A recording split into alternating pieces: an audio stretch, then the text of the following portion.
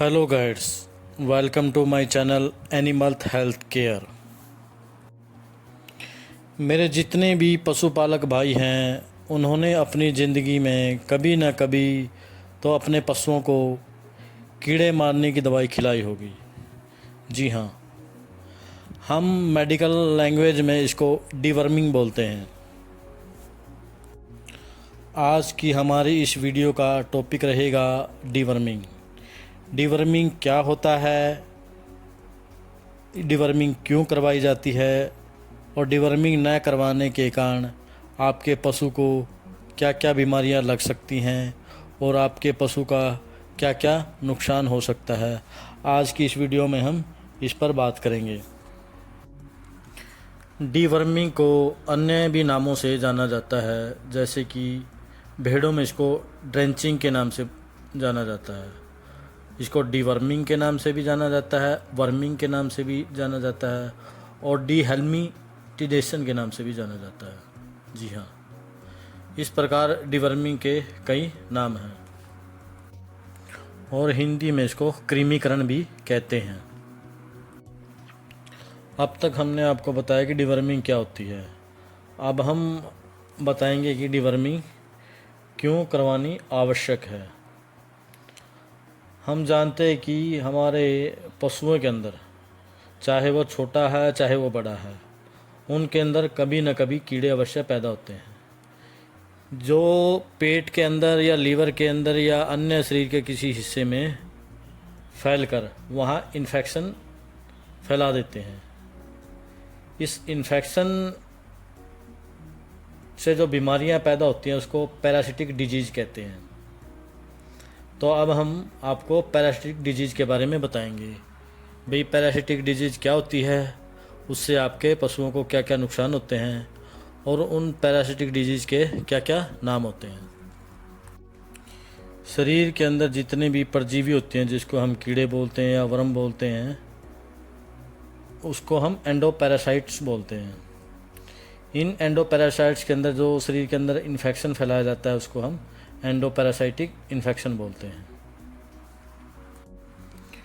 इन worm या परजीवी को भी कई भागों में बांटा जाता है, जैसे फॉर एग्जांपल इसको हम tapeworm, long worm, liver fluke, gastrointestinal worm, rumen fluke etcetera etcetera आदि। इन पैरासाइट्स का विस्तार से वर्णन हम किसी दिन और वीडियो में करेंगे। अब हम बात करने वाले हैं इन वर्म्स, पैरासिटिक वर्म्स जो शरीर के अंदर जो बीमारियां फैलाते हैं वह कौन कौन सी होती हैं। इनमें से पहली दो बीमारियां हैं फैसियोलियासिस और डिस्टोमियासिस। जी हाँ, फैसिलियोसिस और डिस्टोमियोसिस यह उन जानवरों में होती है जो चरागाहों में चरने के लिए जाती हैं, जैसे शिप, गोट्स, कैटल, बफलो आदि। जो जानवर उन चरागाहों में जाती हैं जहाँ दूषित घास होती है, तालाब होते हैं या गंदा पानी रुका हुआ होता है, उन चरागाहों में जो घास होती है उनके पत्तों पर एक स्नेल पाई जाती है। जब जानवर उस घास को खाता है तो वह स्नेल घास के द्वारा उसके अंदर, शरीर के अंदर चली जाती है, जिससे पशु के अंदर बहुत ज़्यादा स्नेल्स उत्पन्न हो जाती है अंदर और वह बहुत ज़्यादा इन्फेक्शन करती हैं, और जिसके अंदर पशुओं के अंदर क्रॉनिक डायरिया लग जाता है, डिबिलिटी हो जाती है और उनका गोबर ब्लैक हो जाता है, वो एनीमिक हो जाती हैं और सब मैंडिबुलर ओडिमा उनके अंदर हो जाता है, जैसे निचले जबड़े के अंदर पानी भर जाना, उनकी बैक रोजर टाइप की हो जाती है और पेट फूल जाता है। इस प्रकार के साइनस हैं जो फैसिलियोसिस या डिस्टोमियासिस बीमारी के लक्षण हैं। और तीसरी बीमारी का नाम है नेजल सिस्टोसोमियासिस। इसको आप नेजल ग्रेनुलोमा नाम से भी जानते होंगे। यह बीमारी जो स्नेल होती है ना, उससे ही फैलती है, और इसका फैलने का मुख्य स्थान जो नाक की जो कैविटी होती है या नाक का जो चैम्बर होता है, वहाँ फैलती है ये।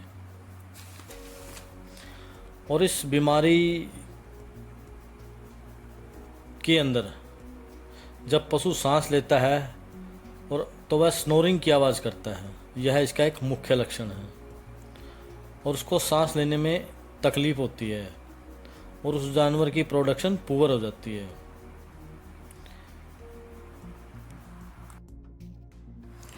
एंडोपेरासाइट से फैलने वाली एक और बीमारी है जिसको हम टेपवर्म के नाम से जानते हैं। यह टेपवर्म जो हमारे जानवरों के छोटे बच्चे होते हैं, जिनको हम काफ बोलते हैं, या डॉग्स होते हैं, उनमें कॉमन रूप से टेपवर्म पाए जाते हैं। टेपवर्म की पहचान जब हम किसी जानवर का ध्यान से गोबर देखते हैं तो कुकुम्बर के सीड जैसे वो दिखाई देते हैं।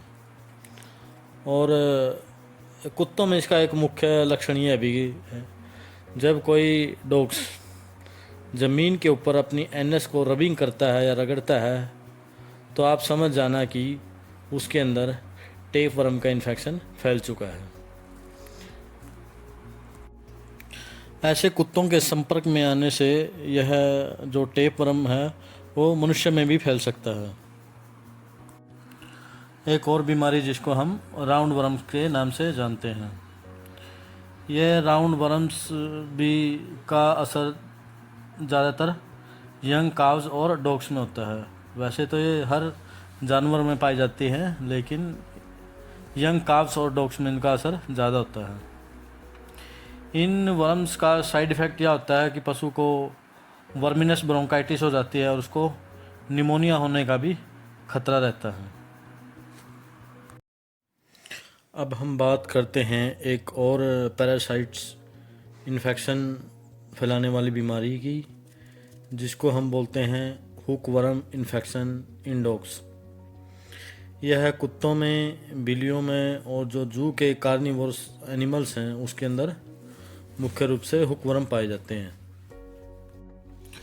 हुकवर्म से पीड़ित डॉग्स के जो शरीर के जो बाल हैं वो काफ़ी मात्रा में झड़ने लग जाएंगे और उसकी त्वचा का रंग भी इचिंग हो जाएगा और उसको डायरिया लगेगा, इंडाइजेशन की प्रॉब्लम होगी, त्वचा रफ कोट हो जाएगी और शरीर एनीमिक हो जाएगा और जनरल कंडीशन भी पुअर मिलेगी।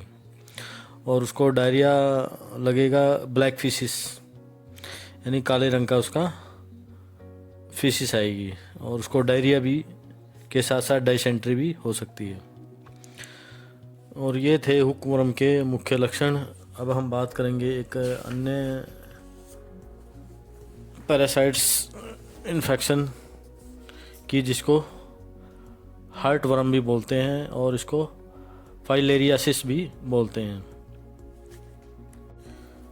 जो फाइलेरियासिस होता है, जिसको हार्ट वर्म भी बोलते हैं, यह कुत्तों के जो हार्ट होता है उसके राइट साइड में होते हैं और लंग्स के आसपास के एरिया में होते हैं।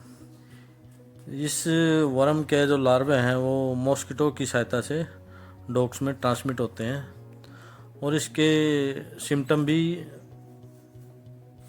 जो हुक वर्म वाले होते हैं वही लगभग सेम इसके अंदर हो पाए जाते हैं। अब हम बात करेंगे जो एंडो पैरासाइट्स को कंट्रोल करने के लिए जो मेडिसिन दी जाती हैं, जिसको हम डिवर्मिंग मेडिसिन भी बोलते हैं। अब हम वन बाय वन करके उनके नाम आपको बताएंगे। सबसे पहली और सबसे भरोसेमंद दवा का नाम है नीलजान। यह बहुत ही इफ़ेक्टिव ब्रॉड स्पेक्ट्रम मेडिसिन होती है और यह हर प्रकार के जानवर को दी जा सकती है। इसके बाद आता है बेनमिंथ टैबलेट और बेनमिंथ बोलस। बेनमिंथ टैबलेट को छोटे जानवरों में दिया जाता है और बेनमिंथ बोलस को लार्ज एनिमल में दिया जाता है। यह भी प्रेगनेंसी सेफ होती है और यह एक ब्रॉड स्पेक्ट्रम एंड डिवर्मर होता है। इसके साथ साथ आप रिफ्रेश बोलस, मैकवर्म बोलस, एलवर्म बोलस, जो नीलजान का सब्स्टिट्यूट होती है, उसको भी आप यूज़ कर सकते हैं। और इसके बाद एक अन्य प्रोडक्ट है जिसको जेनिल के नाम से जाना जाता है। यह भी काफ़ी इफ़ेक्टिव डिवर्मर होता है। इसके बाद आप एल्बेंडाजोल साल्ट की प्रिपरेशन भी ले सकते हैं और इसके साथ साथ फेनबेंडाजोल साल्ट की प्रिपरेशन भी ले सकते हैं। फेनबेंडाजोल में आप पेनाक्योर बोलस और एल्बेंडाजोल में आप एल्बोमार लिक्विड आदि प्रिपरेशन ले सकते हैं। अन्य बहुत सी कंपनियां मार्केट में आई हुई हैं जिन्होंने अपने अपने प्रोडक्ट मार्केट में उतारे हुए हैं। और इसके बाद आप डिवर्मर के रूप में आप पिपराजिन सिट्रेट ले सकते हैं, जो छोटे काफ में काफ़ी इफ़ेक्टिव होती है। आजकल एक और प्रोडक्ट काफ़ी इफ़ेक्टिव है जो इंजेक्शन फॉर्म में भी आता है और बोलस फॉर्म में भी आता है। उसका नाम है हाईटेक बोलस भी आती है और इंजेक्शन भी आता है। यह बहुत काफ़ी इफ़ेक्टिव होता है। इसके साथ ही एक क्लोसेंटल साल्ट की डिवर्मिंग आती है जो कैडिला कंपनी की होती है और उसका ब्रांड नेम जाइक्लोज होता है। हमने कुछ प्रोडक्ट को इस वीडियो में बताया है। इसके अलावा भी बहुत से ऐसे प्रोडक्ट हैं जो मैं अब बता नहीं पाया क्योंकि वीडियो कुछ लंबी हो जाती। अगली वीडियोज़ में आपको बताऊंगा कि कौन कौन से डिवर्मर किस किस जानवर को और कब कब दिए जाते हैं। तो तब तक इंतज़ार कीजिए अपनी मेरी आने वाली नई वीडियोज़ का। अगर आप हमारे चैनल पर पहली बार आए हैं तो प्लीज़ चैनल को सब्सक्राइब करें, लाइक करें। धन्यवाद। जय हिंद, जय भारत।